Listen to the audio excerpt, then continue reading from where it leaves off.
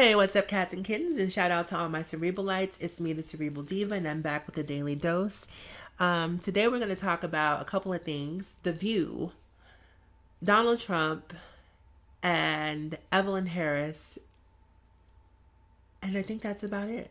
Oh, by the way, before I talk about any of that, if you guys are hearing me as clearly as I think you're hearing me, you should be really excited, especially if you've listened to some of my previous videos. The sound quality was atrocious. I apologize for that. I went out last night and I brought myself 2 Blue Yeti microphones, just 2 of them. And I've listened to a couple of videos, and I must say that I am obsessed with the quality of this particular microphone. So, it's my goal to bring you guys a better quality product. So, I hope you're enjoying the clarity, the fidelity as much as I'm enjoying it. And yeah, just look forward to me really working as hard as I possibly can to continue to increase the quality of the product that I'm delivering to you guys. So, with that being said, let's dive right into what we're really here to talk about. The first thing we're going to talk about is The View. I work from home, so I'm a daytime TV show addict. I watch everything from Judge Mathis. Well, yeah, that's probably it. I watch Judge Mathis and I watch The View.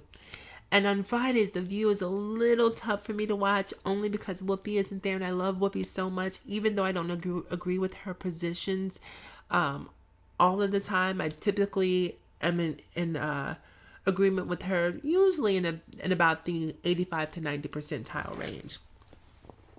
But it seems like Whoopi is suffering from a little burnout on The View. If you watch the show like I do, you can see sometimes she's slightly curt with Sunny Hostin in particular. I'm not sure if that's just based on the fact that Sunny sits really close to her or what, but you can see very often Whoopi can be a little succinct and a little sort of dry in her delivery of her responses to Sunny. And not in a way that's necessarily rude, slightly condescending, I will say at times, but more so sort of a big sister, little sister annoyance thing that they have going on, which is, it's kind of a funny banter to watch because I think Sunny handles it really well. She gives Whoopi the utmost respect, and she might give her a soft challenge, but she's not necessarily going toe to toe with Whoopi. And I don't know if it's out of just mutual respect or if she's slightly afraid of Whoopi, which I probably would be. But in any case, the dynamic is just interesting to watch. But I love the current panel of The View. I'm obsessed with Joy Behar. I've loved Joy even before Whoopi was on the show. Joy was actually my favorite. I love Sunny Hostin. I am obsessed with Sarah Haynes. I think like Sarah Haynes is like the girl you want to be your best friend. She's so friendly, so sweet, just such good energy. And even probably the person that I find the least likable, which would be Jebediah, I actually kind of like her too. I could see myself being friends with her too, even though our political positions are completely juxtaposed for the most part. I love the way that she presents her points in a way that's actually conducive to conversation, which I think is always a healthy thing to do. So, with that being said, I was watching The View today with Alex Rodriguez, and they were discussing Donald Trump throwing out the inaugural pitch for opening day for the National Baseball League. Now, when I heard about this happening, I was immediately of the thought that Donald Trump is not going to do this. And the reason why is because, for lack of a better term, Donald Trump is a punk. Donald Trump only wants to exist in safe spaces. Yep, safe spaces. Those places that the GOP hates so much. That's where Donald Trump is comfortable. He wants to be at a Donald Trump rally, maybe a KKK rally, maybe a neo-Nazi rally. I'm sorry, you guys, I'm getting a little alert on my phone. So he's very comfortable in those spaces, but he's not comfortable in a public forum such as an opening day at the National Baseball League. Now, the reason he's not is because he can't pick and choose who attends. When you walk into a baseball field, you are susceptible to the opinions of the masses. It's no longer just the people in the red states who adore you Now you have to deal with the true opinion of the job that you've been doing, and it's an immediate response. And there's no way that you can walk into a baseball field, hear thousands of people booing, and then turn around and say that it was fake news, which is probably what he's more inclined to do. Because at the end of the day, Donald Trump to me is just an insecure person who wants to be liked. And unfortunately for him, he's not. So I think that as much as I'm excited that he's not throwing out the ball, I think it was a good thing for him to choose not to. And let's keep it 100. Donald Trump's hands are already occupied. He has one hand holding Putin's nuts. So apparently he does have an affinity for balls, those of Putin in particular. And secondly, the other hand he's using to grab pussies. I mean, so I don't know where he'd get a third hand to throw a baseball, being that the two visible hands are already occupied. And I also want to touch on Sean Spicer and the comment that he made towards April Ryan about the whole, if Trump puts Russian dressing on a salad, then that's somehow a Russian connection or Russian tie. The first thing is, Trump is probably more inclined to eat the dressing than he is to eat the salad. Like, we can look at Trump and tell that he passes on the dinner salad. He passes on the salad in general. I know he does quite the job on KFC, but I have yet to see the man do anything remotely healthy. So, salads are not necessarily in his wheelhouse. And also, one more thing about Trump before we go. Michael Flynn, and if you don't know who Michael Flynn is, I'm trying to make this video short, so I can't go into grave detail. Just Google it. It's all out there for you. But he stepped down probably about a month ago. And he stepped down under much scrutiny in regards to the current administration's ties to Russia once again.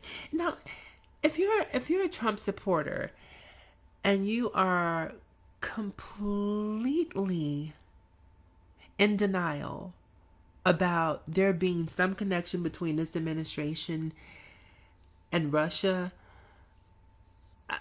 I just don't know what to say at this point. You know, it's just like no matter what is said, that those particular people are never going to believe that Trump has a connection to Russia. And I don't know for certain that he does. I just know that I'm more inclined to believe it based on the information that's out there than I am to disbelieve it. But Michael Flynn stepped down, and now Michael Flynn is saying that he's willing to testify if he gets immunity. Why would you need immunity if there's nothing to hide? What are you wanting to save yourself from by asking for immunity? Excuse me. So where there's smoke, there's fire.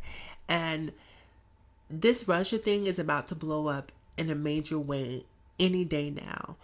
And, you know, like, while I'm excited about Trump being impeached, one of the things that makes me more nervous is the potential of Michael Pence as our actual president, because I think that he's actually worse than Donald Trump, believe it or not. This man has bigot written all over him. And the thing that is scary, see, Trump wears his heart on his sleeve. He's hyper emotional. He doesn't really know how to put on a poker face. Pence does. Pence will smile in your face and he's planning your death, you know, all the while in his mind. And I'm terrified of that type, because to me, Michael Pence epitomizes evil. He, you know, when you see what he's done in his home state, and there's just something about that, he's just sort of this quiet, evil energy that just makes me uncomfortable with him really being president, because I feel like he's more of a danger to us than Trump could ever be, because Trump is an idiot, you know, and idiots for the most part are manageable. You know, you pat them on the back, you tell them what they want to hear, And, you can pretty much you can direct them wherever you want to do, just but simply by telling them how great they are. But Mike Pence, I don't see as that same type of person. That Mike Pence he's dangerous. Mark my words. Oh, and the last thing I want to talk about before I go, you guys, is really quick. I touched on this earlier. There's this huge brouhaha happening over, I believe her name is Evelyn Harris. She got a pat down by the TSA, and people were really upset about the way that it was conducted and felt that it was really invasive. And I actually made a video earlier talking about this particular subject. And I agree, pat downs are invasive. I agree that the TSA could probably use some sensitivity training in regards to women's issues, in regards to LGBT issues, just overall, just some sensitivity training. But if I had a choice between Airline A with no TSA and Airline B with TSA, I'm going with Airline B every single time. As much of an inconvenience as it is, it makes me feel better. And the TSA, they have a very difficult job. And I don't envy the position that they're in, because when something bad happens, if something bad happens, and it's sad to say, but I feel like it's inevitable that it will happen again, we're going to look to that first line of defense, and that's where the fingers are going to point. So when we're offended by some of the things that they do, we have to remind ourselves that they're there for our safety. And sometimes safety is inconvenient. Sometimes safety is invasive. Sometimes safety is abused. And I get that sometimes people use their power, be it TSA agents, be it police officers, be it those in political office. Sometimes people can use their power. Power corrupts. So I do understand that aspect of it. But for me, and this is just my personal position, I'm much more comfortable with being inconvenienced by a pat down than I am with the notion of being on a plane that's going to explode. That makes me feel, you're already worried about turbulence. You're already worried about a pilot who went to the bar and had too many drinks. There's so many, you're worried about mechanical errors, there's malfunctions. There's so many things that can happen on a flight that makes you terrified to fly, that if a pat down is going to give me just an iota of comfort, then I'll take that. And, I feel bad for what happened to Evelyn. I feel bad for the little kid I saw a couple of days ago that his mother was blogging, as he was being pat down. So yeah, I do think that there is some extreme cases where the TSA takes it a little too far, or not even a little, they just take it too far. I totally understand that. But it's one of those things where, what is the answer? I can complain about how much I hate going through the TSA and how much of an inconvenience and how invasive it is, but what is the alternative to the TSA? Until we think of a better system, then unfortunately it means that we have to live with what we have, or we can choose not to fly. You can drive, you can catch a bus, you can catch a train, you can Uber, or do whatever, you can Lyft, whatever you need to do to get where you need to go. If you don't feel like being, violated in a sense by the TSA, then there are other options available to you. And by all means, I think that you should exercise those options. And maybe if we did exercise those options, maybe it would speak to the issues that many of us have with the TSA.